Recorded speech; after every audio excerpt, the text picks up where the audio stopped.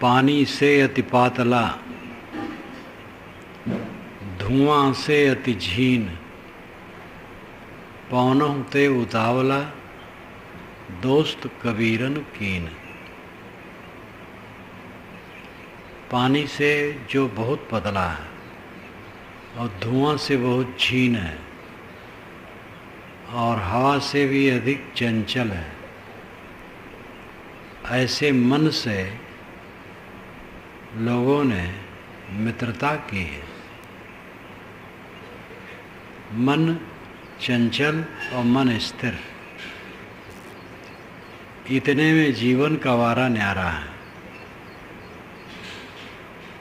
मन चंचल होता है, मन स्थिर होता है। स्थिर मन सुखद है, चंचल मन दुखद है।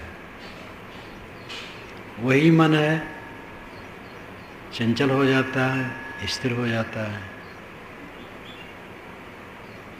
स्थिर हो जाता है तो अमृत दाता है, चंचल हो जाता है तो दुख दाता है। इस बात पर ध्यान देना चाहिए और साधक को अपने मन को स्थिर करना चाहिए। मन स्थिर क्यों नहीं होता है? क्योंकि भोग चाहता है। कारण से कार्य होता है, बिना कारण के कार्य नहीं होता है।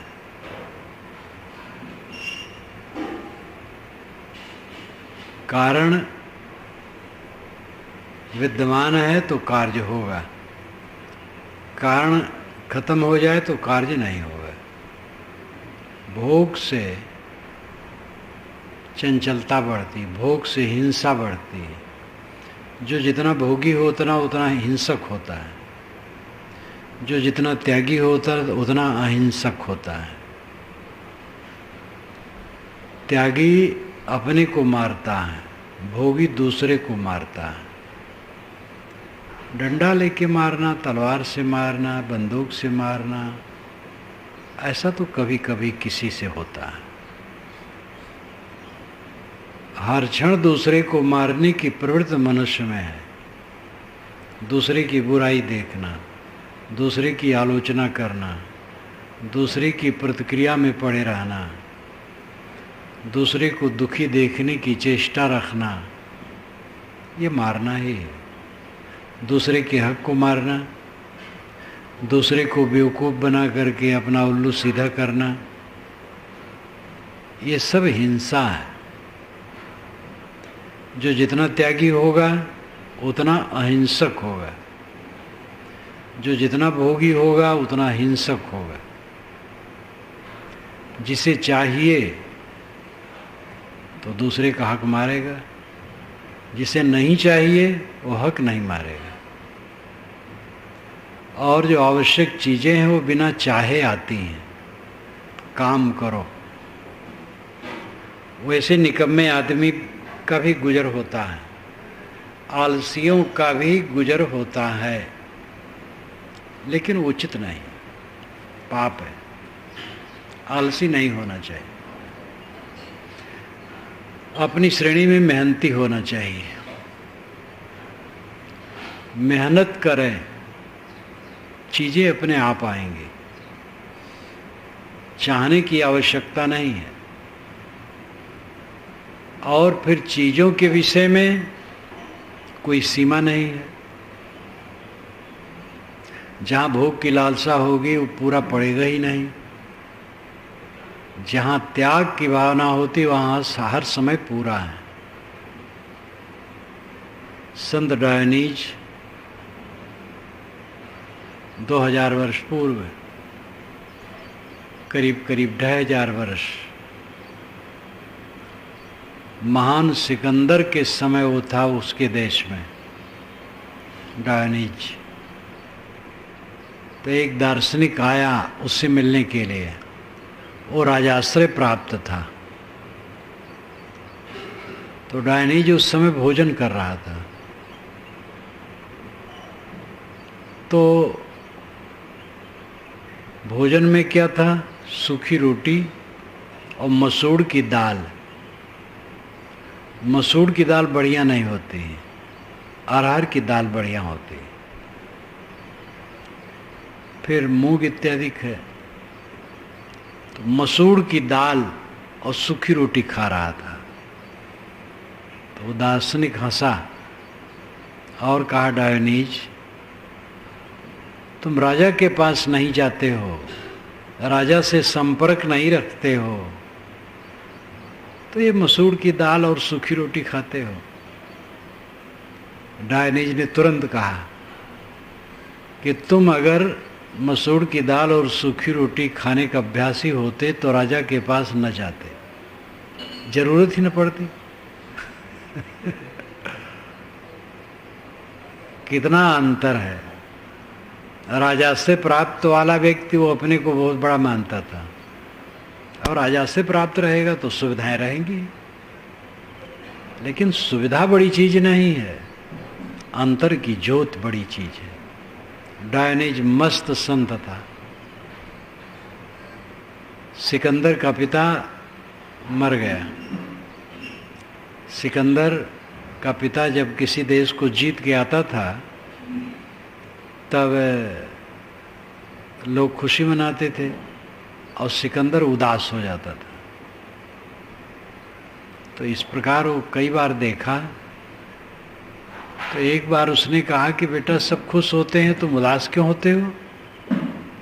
सिकंदर ने कहा, सब आप ही जीत लेंगे तो मैं क्या जीतूंगा। इतना हौसला उसको था। संजोग था पिता मर गया, तो बिल्कुल जवानी, उठती जवानी में वो राजा बना और विश्व विजय के लिए निकलने की चेष्टा की।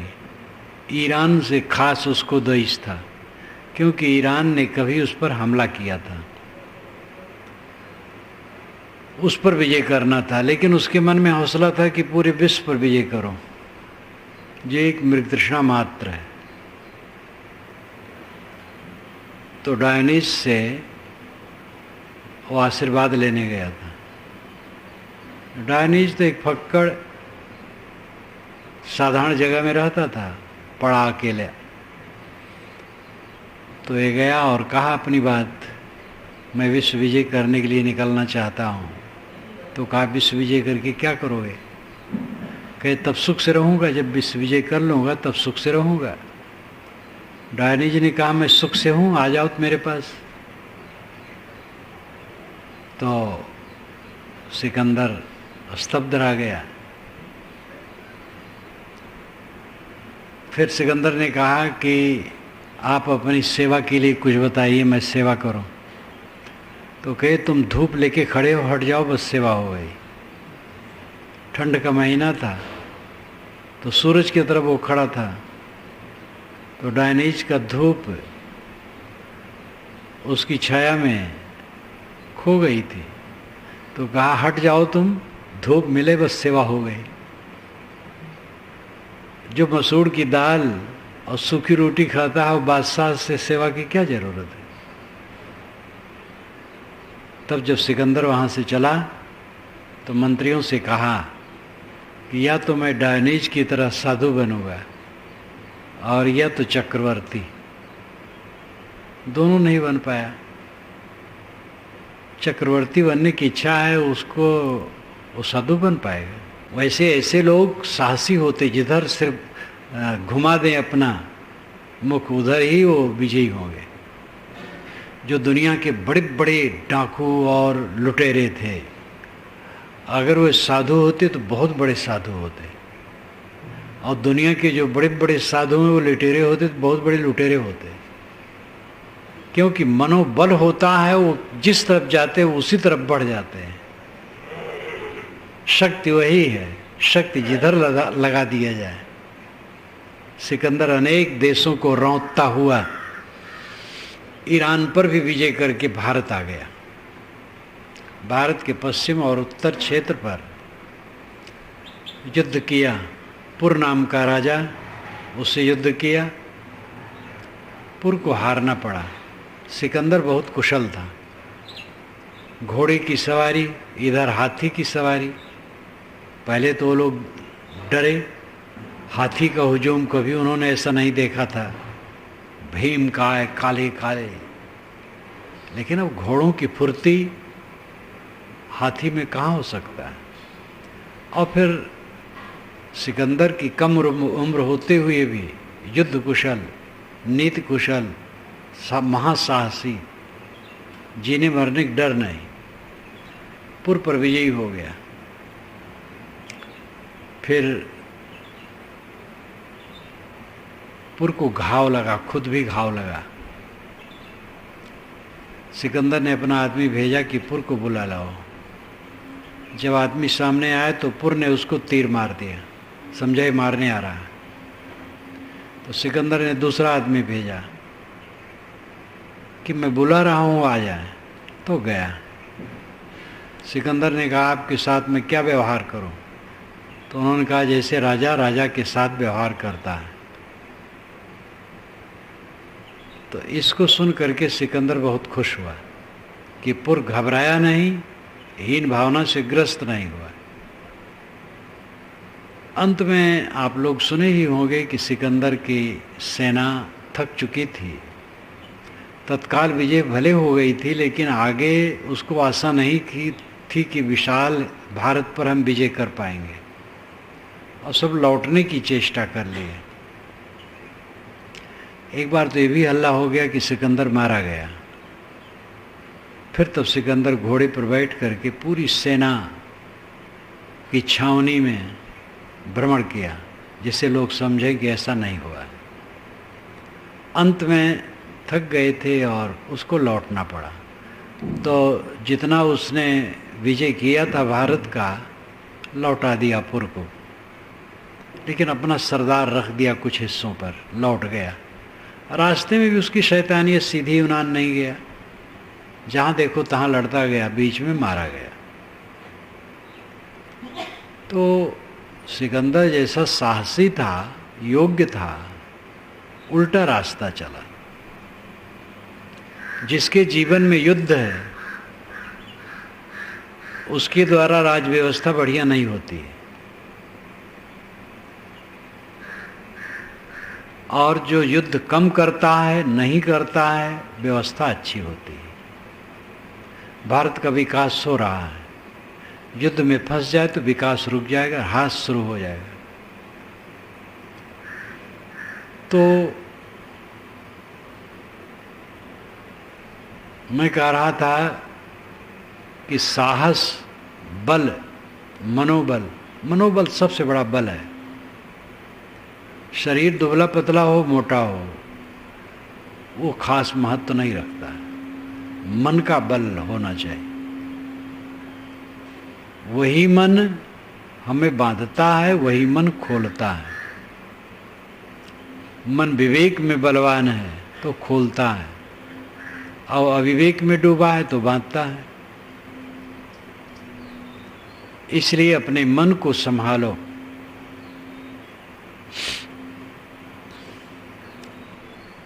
पानी ते अति पातला, धुआं ते अति झीन, पवनों ते उतावला, सो दोस्त कबीरन कीन।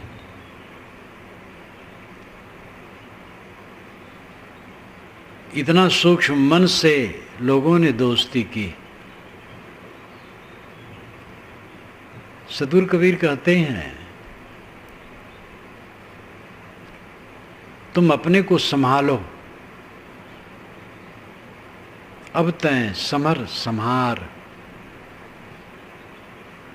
इस मन के युद्ध में अपने को संभाल ले। हो हुजूर, तुम हुजूर हो। मैं खड़ा होके कहता हूँ, सदगुरु वचन सुनो हो संतो, मत लीजिए सिर भार। हो हुजूर, ठाड़ कहता हूँ, अब तैं समर संहार। सदगुरु वचन सुनो हो संतो। कबीर साहब के मन में सदगुरु के प्रति अनन्य निष्ठा थी। बारंबार वे सदगुरु की याद करते हैं। और ये फैक्ट है कि किसी भी दिशा में बिना गुरु के कोई भी प्रकाश नहीं मिल सकता है। कोई दिशा हो, कहीं का भी ज्ञान हो, काखा का ज्ञान, ABCD का ज्ञान, अलिफ बेपे का ज्ञान कराने वाला गुरु होता है। हाथ में वस्तु हो परिचय कराने वाला ना हो तो पता नहीं लगेगा ये क्या वस्तु है। बोध के विषय में तो क्या पूछना है, सबसे ऊंची चीज है। यमाचार्य ने नचिकेता को समझाते हुए कहा है कि आत्मज्ञान अत्यंत सूक्ष्म है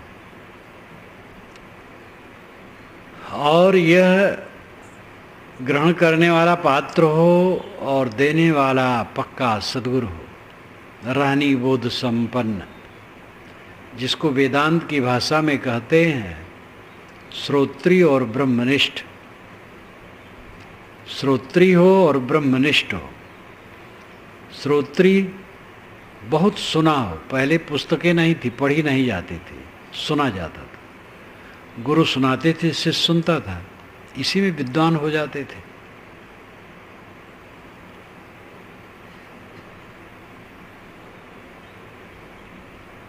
चंगेज खां पढ़ा लिखा नहीं था, अनेक देशों पर राज करता था। जवाहरलाल ने लिखा है कि आश्चर्य होता है, बिना पढ़े लिखे इतने देशों पर राज करता था। बुढ़ापा में वो जान पाया है पढ़ने लिखने जैसी बात, तो अपने आदमियों को लगाया है तुम लोग पढ़ो लिखो, अपना नहीं पढ़ा। और उसकी प्रवृत्ति गलत थी, मार काट की, वो अलग विषय है, लेकिन था वो भी मेधावी।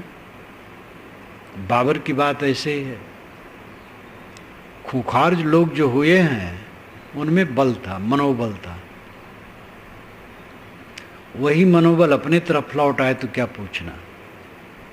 सद्गुरु वचन सुनो हो संतो, ऐ संतो सद्गुरु के वचन सुनो और ग्रहण करो।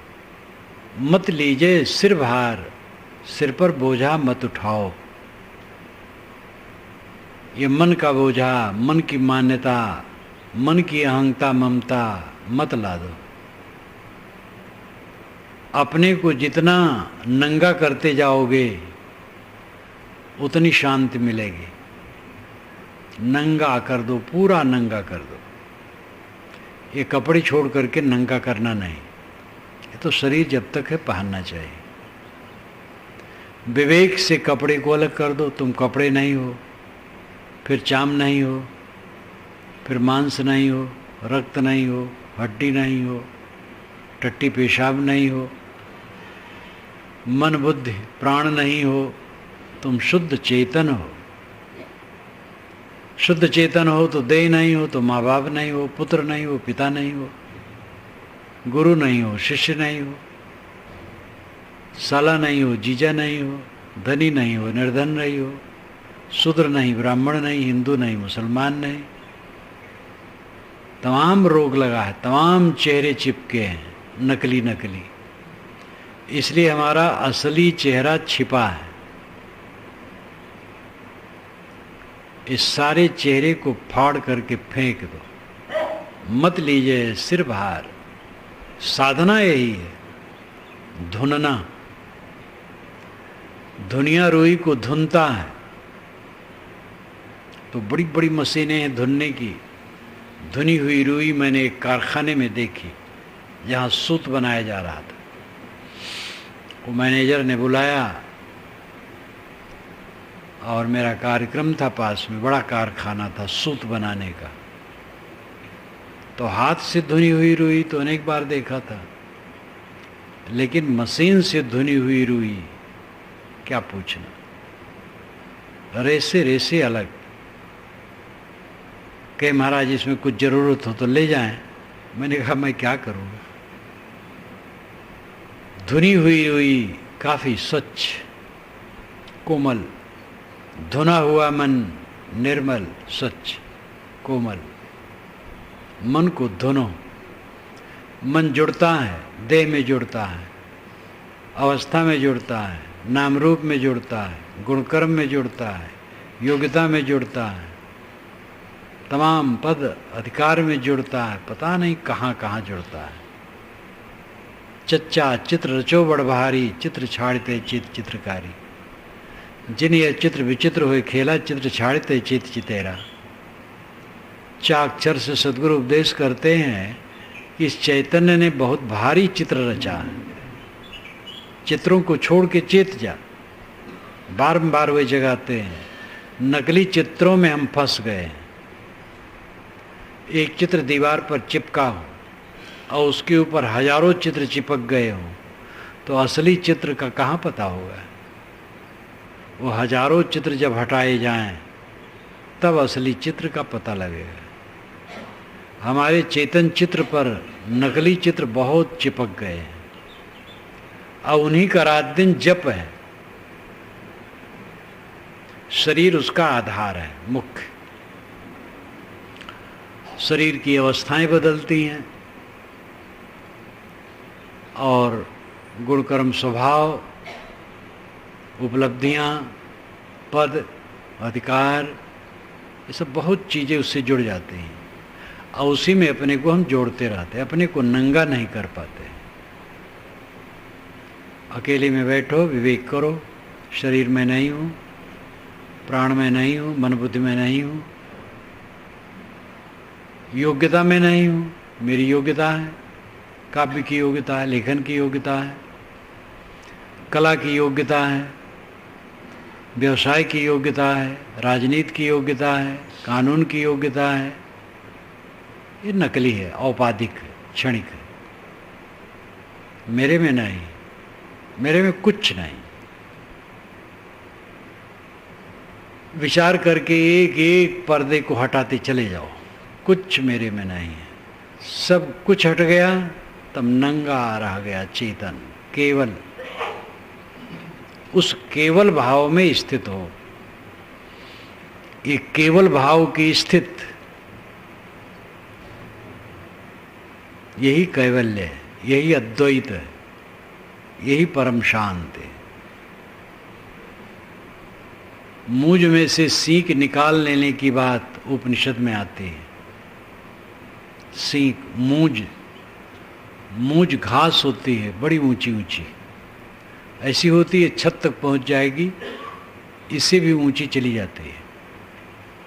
पतले पतले पत्ते, कई हाथ के, छोटे भी होते हैं, ज़्यादातर तो छोटे नहीं होते। और उसमें बीच में एक लकड़ी होती है जो साफ चिकनी होती है, उसको सीख कहते हैं। और ऊपर से सीख पकड़ो तो एकदम साफ निकल आती है, जैसे इशारा करो निकल आती है। उसमें जैसे धारा है, साधारण जुड़ा रहता है।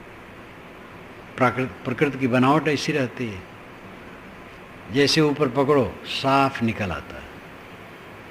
इसी प्रकार जैसे मूंज में से सीख निकाल ली जाती है, वैसे इस देह में से और मान्यताओं में से अपने आत्मा को निकाल लो।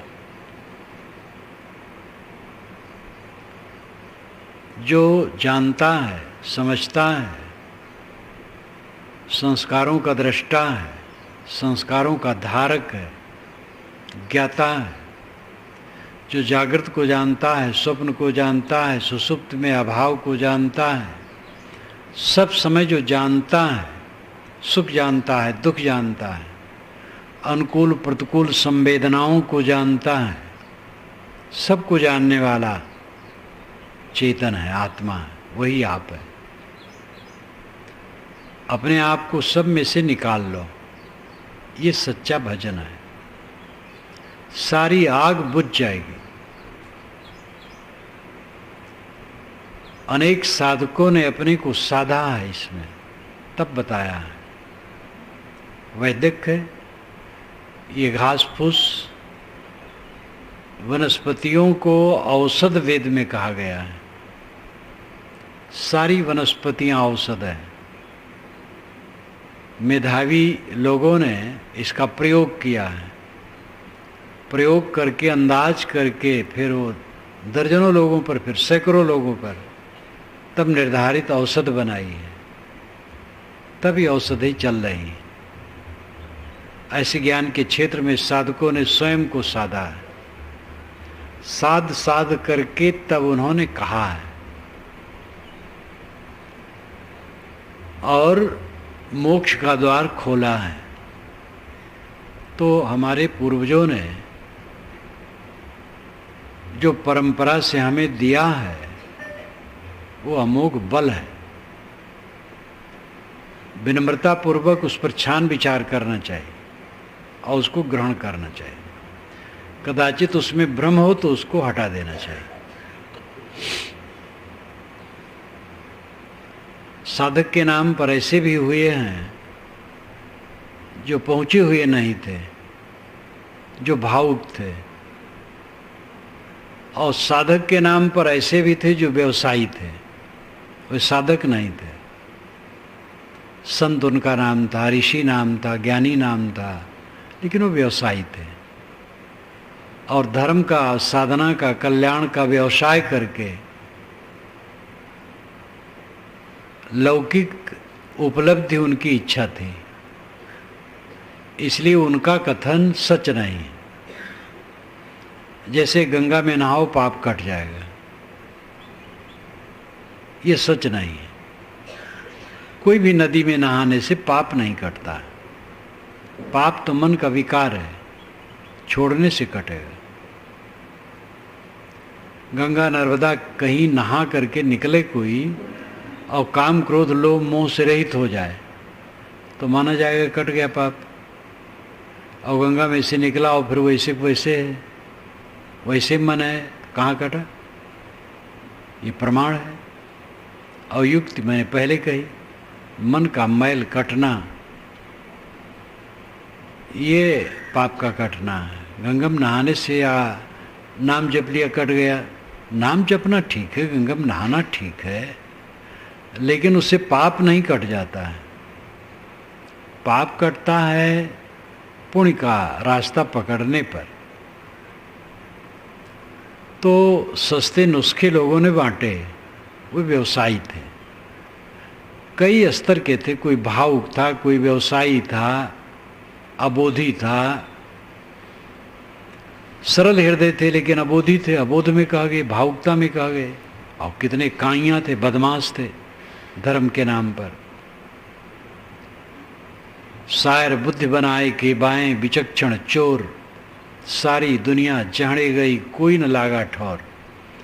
ऐसे लोगों के लिए साहब ने ऐसी साखी कही है, शायर बुद्धि बनाए के, जिन्होंने अपनी बुद्धि को शायर जैसा बना लिया, समुद्र जैसा विशाल, लेकिन बाएं टेढ़े हैं और विचक्षण हैं, बहुत बुद्धिमान है लेकिन चोर है। धर्म के नाम पर वो भोग चाहते हैं। सारी दुनिया जहड़े गई, ऐसे लोगों के चक्कर में पड़ करके सारी दुनिया खराब हो गई, कोई न लागा ठौर। आज ही नहीं है भोग में योग सिखाने वाले, भोग योग सब साथ चल जाएगा। संभोग में समाधि बताने वाले आज ही नहीं, पहले भी थे। 2 नंबर का धंधा करने वाले धर्म के नाम पर पहले भी थे। इसके लिए तो पुस्तकों से आप जान सकते हैं। 18 पुराण और महाभारत, इनमें से छांटा जाए तो 40,000 श्लोक ऐसे मिलेंगे जो चमत्कारी हैं, जिसको पढ़ करके आदमी भटक जाएगा। गायत्री का जप सारे पापों का नाशक है। गुरु पत्नी के साथ अत्याचार किया हो, ब्रह्म हत्या किया हो, गो हत्या किया हो, भयंकर से भयंकर पाप किया हो, गायत्री जप लेने सब कट जाता है। आज ऐसे गुरु हैं जिनके पास रिजर्व मंत्र है। हत्या के लिए ये मंत्र है, हत्या किए हो तो ये मंत्र पढ़ो, कट जाएगा पाप। व्यभिचार किए हो तो ये मंत्र से कट जाएगा। बाकायदे उनके पास मंत्र है, ले लो, काम बन जाएगा। हरी झंडी पहले वालों ने दिखा दी है तो पीछे वाले दलालों को सहज ही मिल जाता है। आज ही गलत नहीं है, पहले भी गलत थे। लोगों की गलत धारणा है कि पहले सब अच्छा था, आज खराब है, आगे और खराब आएगा।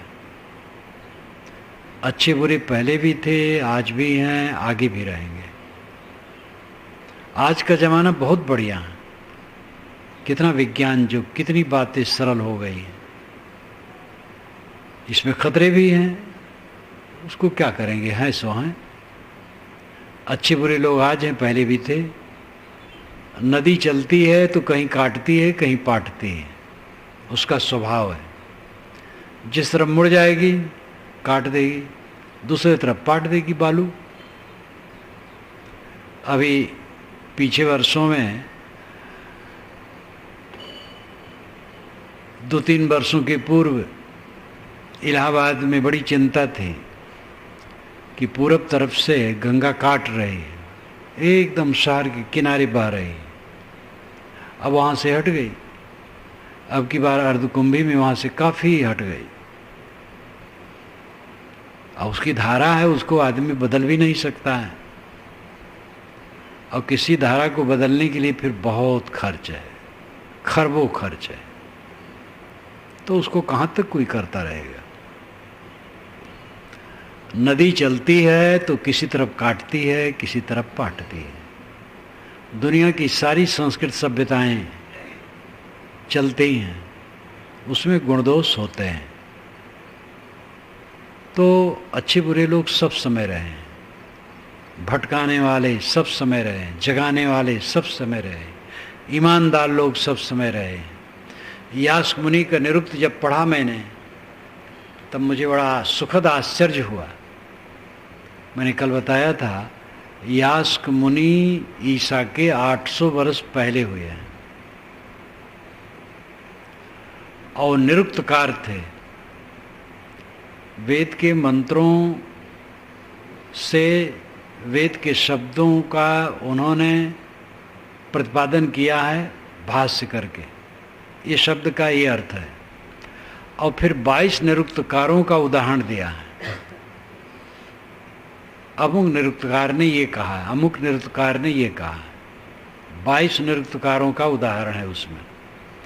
लेकिन वो 22 का अलग से कोई ग्रंथ नहीं है, उनका सब लुप्त है। आजकल वेदों का निरुक्त ग्रंथ केवल यास्क मुनि का है बस, और उसमें 22 निरुक्तकारों का उदाहरण है।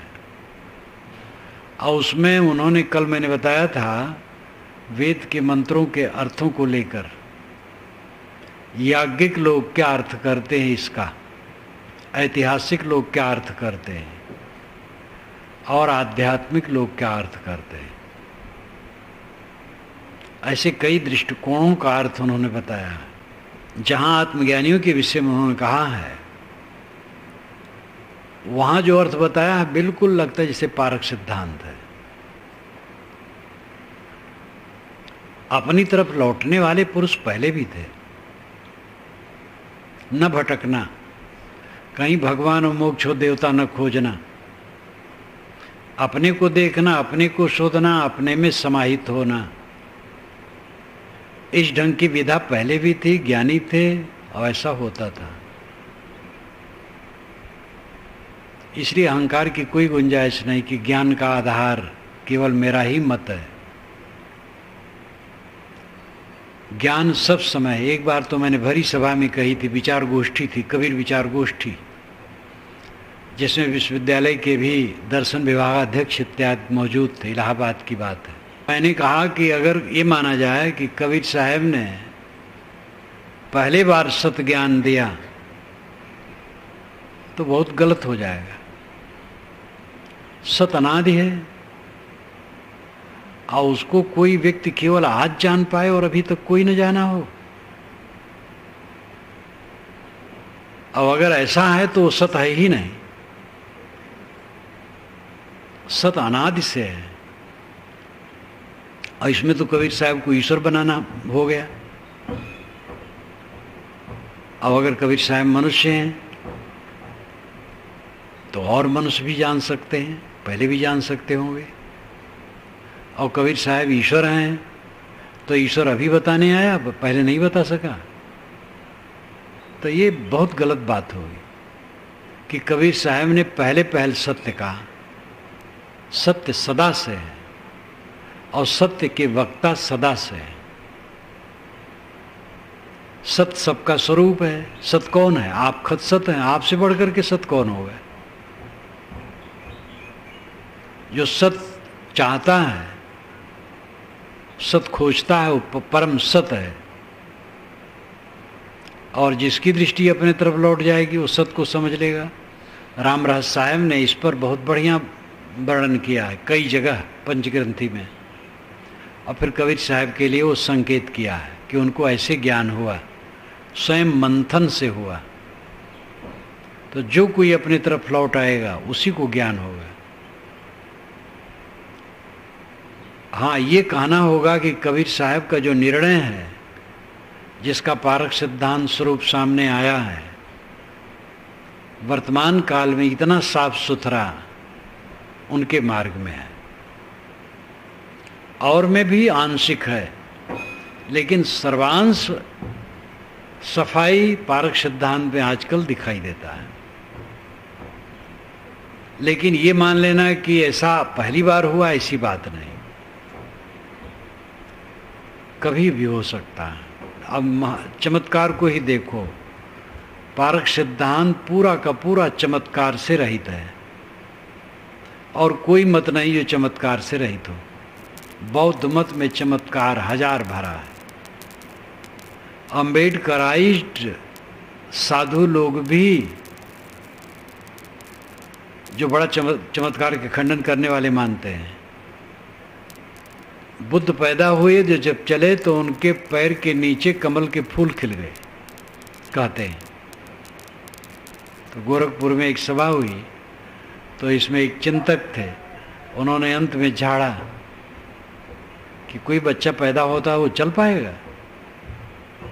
जानवर का बच्चा पैदा होता है तो कूदने लगता है, आदमी का बच्चा नहीं। तो आज भी बौद्ध मत में खूब चमत्कार भरा है, जैन में तो महाचमत्कार है, हिंदू समाज में सब जगह चमत्कार। आर्य समाज ऐसा चमत्कार नहीं मानता है, लेकिन वो सारा चमत्कार ईश्वर में भर देता है। ईश्वर ने किताब बनाई है और उसी की किताब अनादि अनंत है, और ईश्वर के जिम्मे इतना काम कर दिए कि फिर दूसरी जरूरतें नहीं है। इतना चमत्कार ईश्वर में भर दिया गया कि हद है। तो चारों तरफ नजर दौड़ाने से लगता है कि चमत्कार से बिल्कुल रहित स्वरूप ज्ञान का विषय पारक सिद्धांत कहता है। लेकिन ये नहीं कहा जा सकता है ऐसा पहली बार कहा गया है, अनेक बार कहा गया होगा, आगे भी कहा जाएगा। पारक शब्द न कह करके भी सत्य को कहा जा सकता है। तो शब्द तो मनुष्य बनाता है, जैसे कल मैंने कहा था जीव, आत्मा, ब्रह्म, ये शब्द आप बनाए हैं, लेकिन स्वयं को आप नहीं बनाए हैं। स्वयं तो स्वयंभू है। जो जानने वाला है, जो शब्दों का रचयिता है, शब्दी है, शब्दी को शब्दी नहीं बनाया है। जैसे मान लो ईश्वर, तो ईश्वर को ईश्वर बनाया है? ईश्वर तो सदा है, वो ईश्वर यही जीव है और कहीं ईश्वर नहीं, आत्मा ही है। तो आप स्वयं सत्य हैं, लेकिन आप जितने शब्द बनाते हो आपकी रचना है। वही शब्द कहीं चलता है, कहीं नहीं चलता है। कहीं वही शब्द गाली है और कहीं वही शब्द प्रिय है। तो शब्दों का रचयिता मनुष्य है। शब्द से हट करके शब्दी अपनी तरफ लौटे।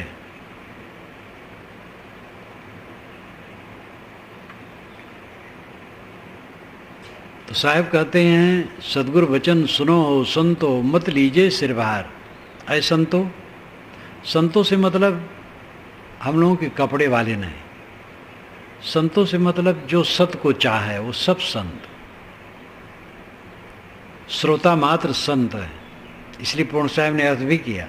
संतों कहिए श्रोता, संतो शांत स्वरूप, संतों कहिए जीव को निर्वारित निज रूप। इतना उदार संत की परिभाषा।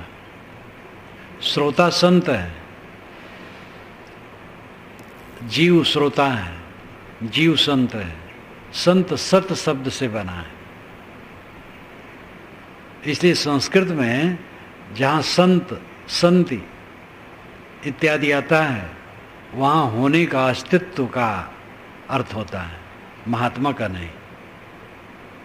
पाली भाषा में भी है, लेकिन धम्मपदम में संत शब्द महात्मा के लिए आया है, सत्य के लिए भी आया है, महात्मा के लिए भी आया है, मैंने उसमें लिखा है। और इसलिए जो कुछ लोग ये मानते हैं कि ईसाई संत को सेंट कहते रहे और वे भारत में जब आए तब संत शब्द प्रचलित हुआ। तो दक्षिणी भारत में पहले प्रचलित हुआ तो संस्कृत के पंडितों ने व्यंग में संत कहा।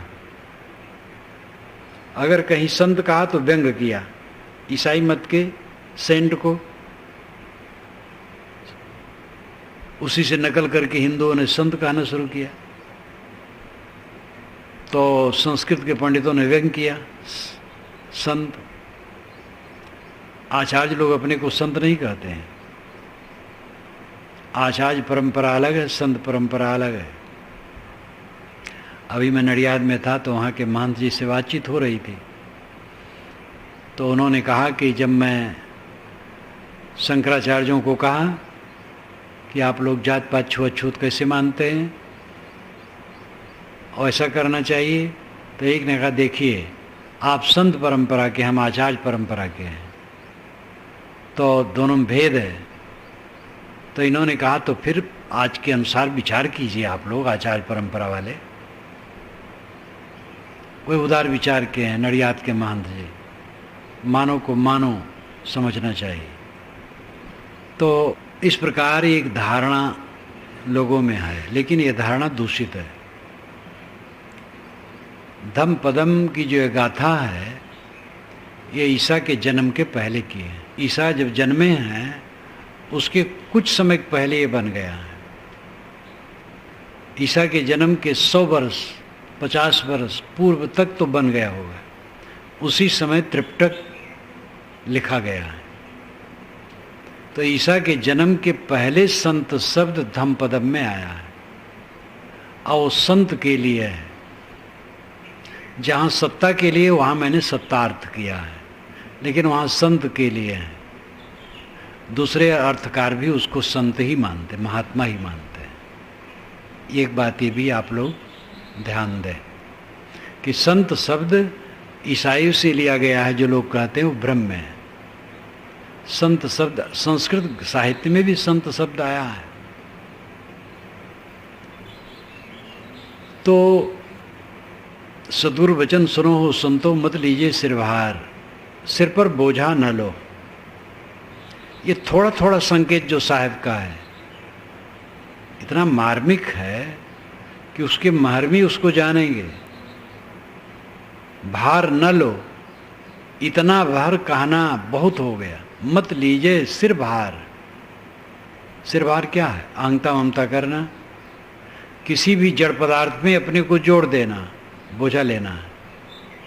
मैं देह हूँ, मेरा नाम है, मेरा रूप है, मेरा गुण स्वभाव है, मैं विद्वान हूँ, मैं धनवान हूँ, मैं गरीब हूँ, मैं हीन हूँ, मैं महान हूँ। ये सब जोड़ते हैं हम अपने अपने नाम रूप में, अपने को नाम रूप में जोड़ते हैं, ये बोझा लेते हैं।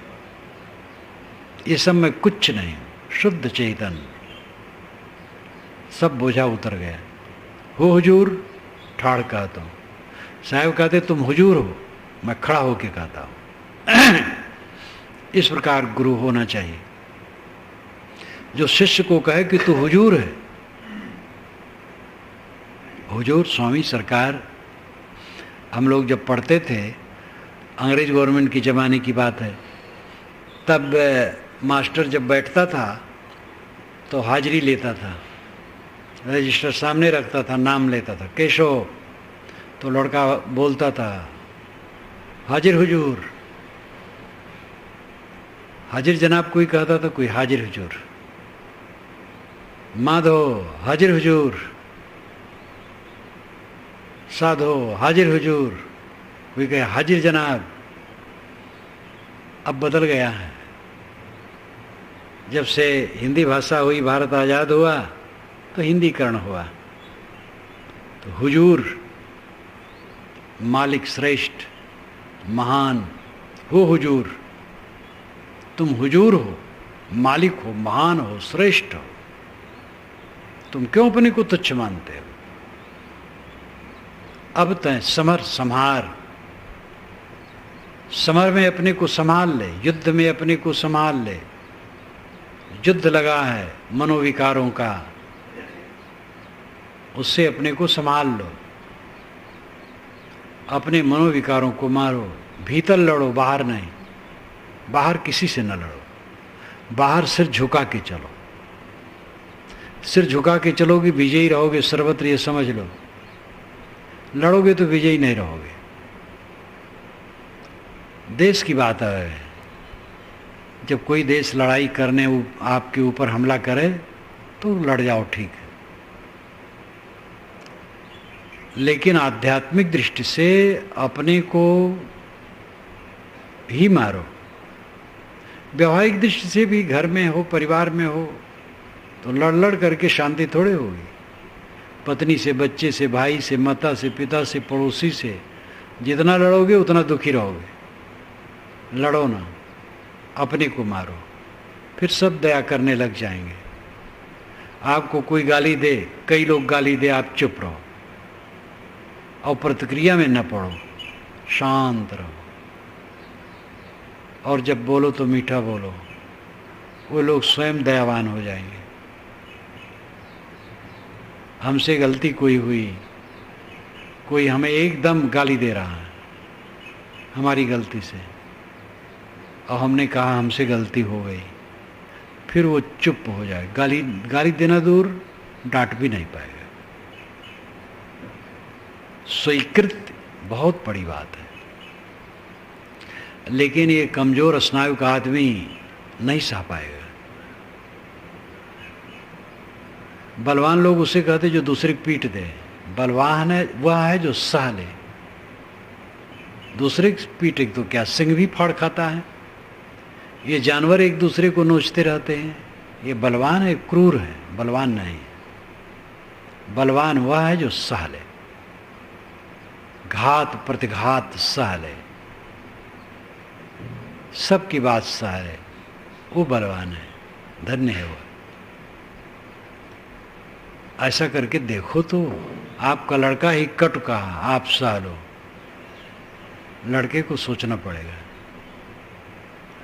लड़ लड़ के आनंद नहीं है, सह सह के आनंद है। देश की लड़ाई का अपवाद है, वो अलग विषय है। पहले बात तो देश की लड़ाई में सैनिक जाते हैं, तुम जाओगे नहीं। जरूरत पड़े तो लड़ो।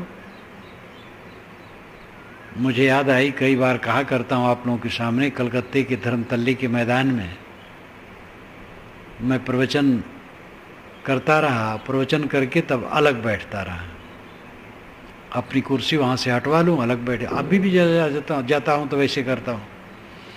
तो प्रवचन किया, सैनिक भी खड़े थे वहाँ। तो सेना का बहुत बड़ा अड्डा है पास में ही।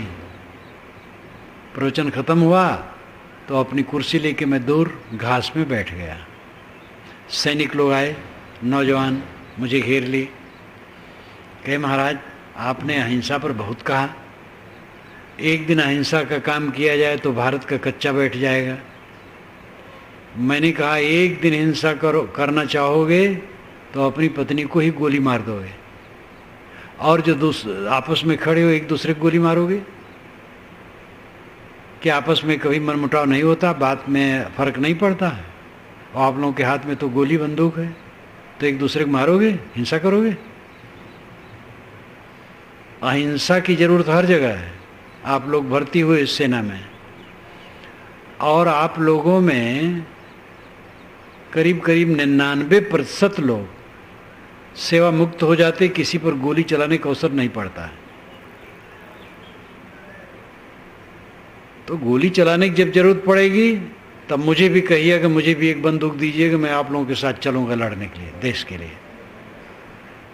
लेकिन हर जगह जो लड़ाई कर रहे हैं वो बंद करें, बीवी से, बच्चों से, घर से, मित्र से। तो सब हंसने लगे कि महाराज आपने व्याख्या कर दी, अब समझ में आ गया।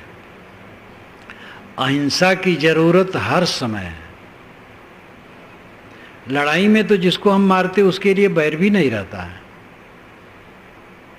वहां तो एक अंधा काम है और आज काज के लिए करना पड़ता है। जो हमला करते हैं वो तो महापापी हैं, लेकिन जो हमला से अपने को बचाते हैं उनको पापी तो हम नहीं कह सकते हैं, आत्मरक्षा है। तो स्थान विरुद्ध प्रश्न ठीक नहीं है। शाकाहार पर बोल रहे थे, एक ने कहा अगर टुंड्रा टैगा में हूं तो टुंड्रा टैगा पृथ्वी का उत्तरी क्षेत्र जहाँ पर ठंडी 6 महीने का रात दिन खाने पीने की चीज़ वस्तु मिलती नहीं है, तो वहाँ लोग जानवर मार के खाते हैं, जो बर्फ़ों में मछलियाँ होती हैं। तो मैं तो भारत में बोल रहा हूँ, टुंड्रा टैगा में थोड़े बोल रहा हूँ।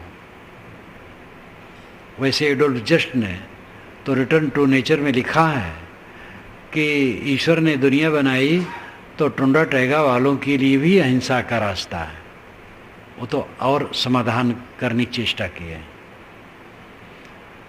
तो लोग अनवस्थान प्रश्न करते हैं, अपने को मारो, शांति चाहो, सुख चाहो, अपने को मारो, या आपा को डार दी दया करे सबको। वो हुजूर ठाड़ कहता हूँ, अब तक समर संहार, समर में संहार, समर इन युद्ध, संहार संभालना। मनोविकारों के युद्ध में अपने को संभाल लो, हारो मत, लड़ो। जो अपने से लड़ता हो दूसरे से नहीं लड़ता, जो अपने को मारता हो दूसरे को नहीं मारता, जो अपने को धिक्कारता हो दूसरे को नहीं धिक्कारता है, जो अपने अहंकार को कुचलता है वो दूसरे को नहीं कुचलता है, वो अमृत हो जाता है। यही रास्ता है। ये रास्ता एक मत का नहीं है, ये रास्ता सार्वभौमिक है और दुनिया के समस्त संतों का इस पर हस्ताक्षर है। कोई भी मत हो, मत तो बनते बिगड़ते रहते हैं, दुनिया के समस्त संतों का हस्ताक्षर इस पर है। कल्याण का रास्ता आत्मशोधन है, आत्मर्दन है। आत्मर्दन का मतलब दूसरा भी हो जाएगा, अपने को हीन समझ करके अपने ही कुचल देना, ये नहीं। आत्मर्दन का अर्थ हो जाएगा अपने मन इंद्रियों का मर्दन, चेतन आत्मा का नहीं। भिन्न भिन्न स्थानों पर आत्मा का भी अर्थ भिन्न हो जाता है। आत्मनिग्रह गीता में आता है, तो यहाँ अर्थ होता है इंद्रियों का निग्रह। यहाँ आत्मा का अर्थ है इंद्रियां। आत्मा का अर्थ मन भी होता है और आत्मा का अर्थ चेतन भी होता है। ज़्यादातर आत्मा का अर्थ चेतन होता है, स्वसत्ता। लेकिन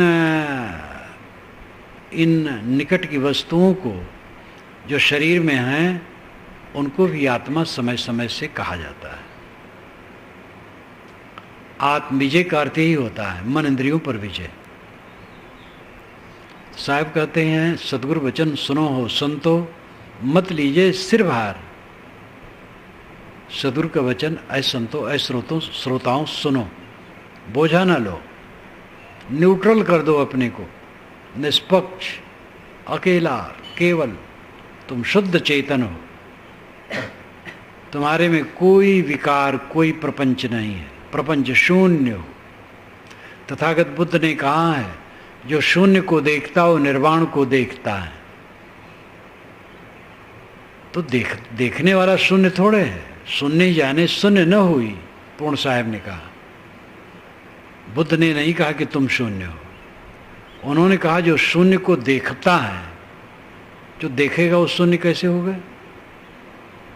शून्य को देख रहा है, स्वयं शून्य नहीं है। शून्य को जो देखता है निर्वाण को देखता है। शरीर हमारा शून्य हो जाएगा तो क्या रहेगा हमारा? इस शून्य को जो देखता है, सारी उपलब्धियों को शून्य में देखता है, वो निर्वाण को देखता है। जो अपने शरीर के अंत को देखता है वो निर्वाण को देखता है।